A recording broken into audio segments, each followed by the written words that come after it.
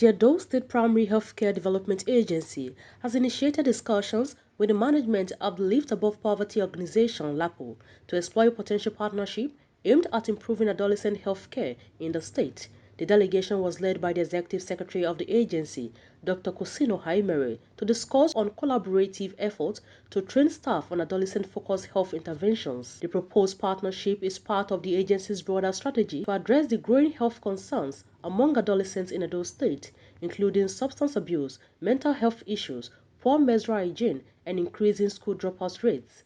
In response to these challenges, the agency plans to train selected staff on adolescent handling and is seeking Lapo's support to pilot 10 adolescent-friendly centers within the primary health care facilities across the state. Our agency. I want to say here that we are devoted and also committed in ensuring that this age group will meet their need.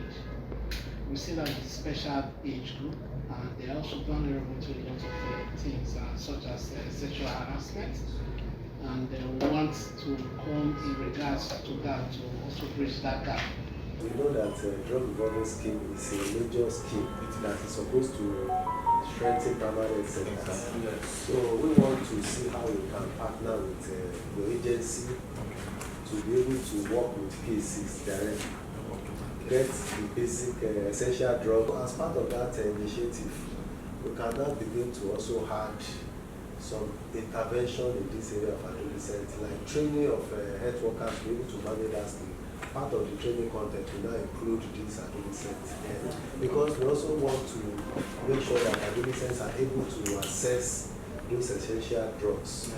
The Executive Secretary of the agency emphasized the importance of the engagement and expressed optimism about the possibility of a strong and productive collaboration with Lapo. In line with the mandate of the Executive Government of Edo State, we are seeking collaboration with Lapo to set up adolescent-friendly clinics and TECs, and also to seek their permission and also collaboration with our DRM system so that we can strengthen this work to also manage that. During the meeting, the Director for Disease Control and Immunization, Dr. Esigbe Efomo, highlighted the urgency of strengthening adolescent health system. The initiative aims to provide structured, confidential, and youth-sensitive services that caters to the specific needs of young people. Have observed in our state an increasing and escalating health challenge of a select group who seem to have been ignored over the years.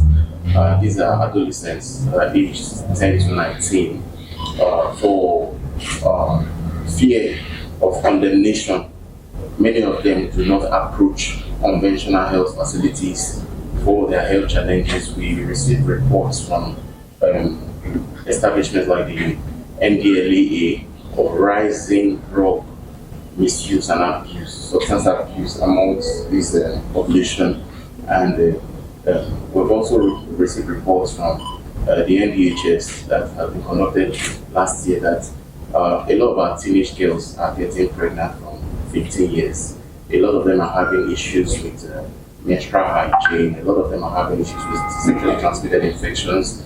A lot of them are having mental health issues. We looked at the possibilities of what we could do, and we thought that we needed to train some of our staff in adolescent health care. The Lapo Executive Vice President for Health and Social Development, Mr. Honestus Obadaro, commended the agency's initiative and acknowledged the relevance of such targeted health services for adolescents in today's society. The organization expressed its readiness to support the proposed partnership. It's also in line with our vision and mission, working with all vulnerable population in the society to improve their lives. So we welcome the partnership and we are willing to work with the government agency in this regard. With adolescent health issues on the rise, the Adolescent Primary Healthcare Development Agency is taking strategic steps towards activating adolescent-friendly clinics across primary healthcare centers in the state. The aim is to create safe, inclusive space where young people can access essential health services without stigma or barriers. In Benin City, Faith Dibye, reporting for Afema Reporters TV.